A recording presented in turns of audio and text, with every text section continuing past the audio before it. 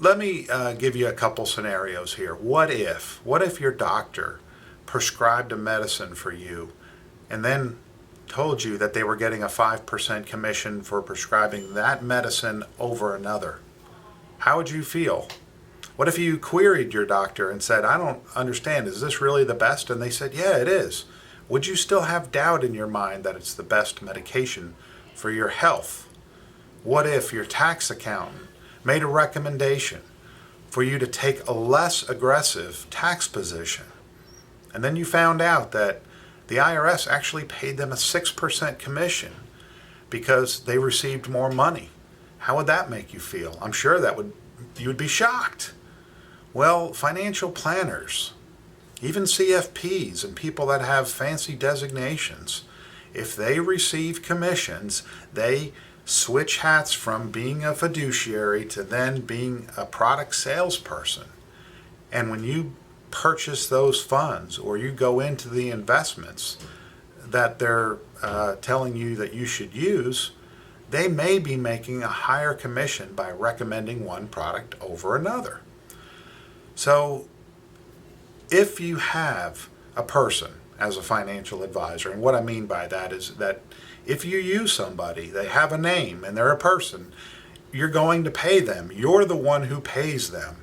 So you can decide how you want to pay them and if you want to know how they're paid. Fee only. Fee only, I believe, is the best way to go. So it's Fiduciary September, and I've tried to explain what a fiduciary is to people before, and it's very challenging. So let's skip it. Let's just ask 2 questions of our advisors, or our would-be advisors if you're looking for someone.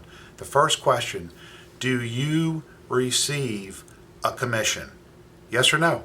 Do you receive a commission if I use a product that you recommend? Ever? Do you ever receive a commission? Yes or no?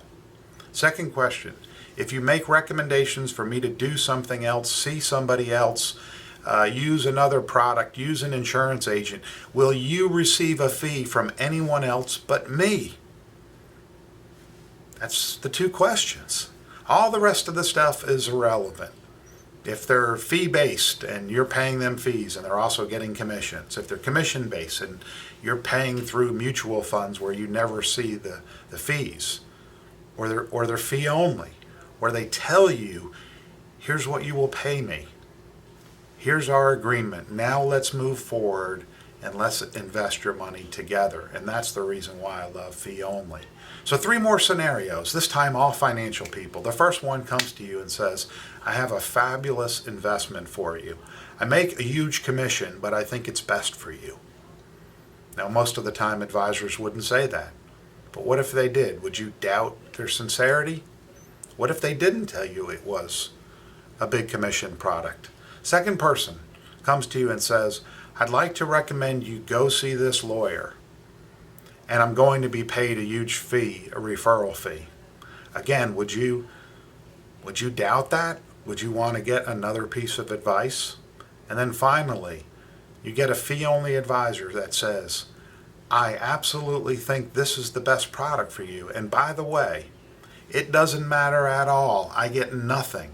I get zilch, zip, nada, zero. I get nothing for recommending this product over any other product because you and I have already made a fee-only agreement where you're paying me already. So it doesn't matter what I recommend because whatever I recommend, I will be paid nothing. So if you're somebody that believes that financial biases can cause us to give different types of advice, which I do believe when people are bonused. I worked in the pharmaceutical industry. When you're bonused to do something, it's a carrot, and it's something that will make you want to do it. Most people want good things in their life. And so financial incentives, I believe, are strong. And so you're always going to have to pay a human advisor. I would just tell you there's a movement out there right now for fee only.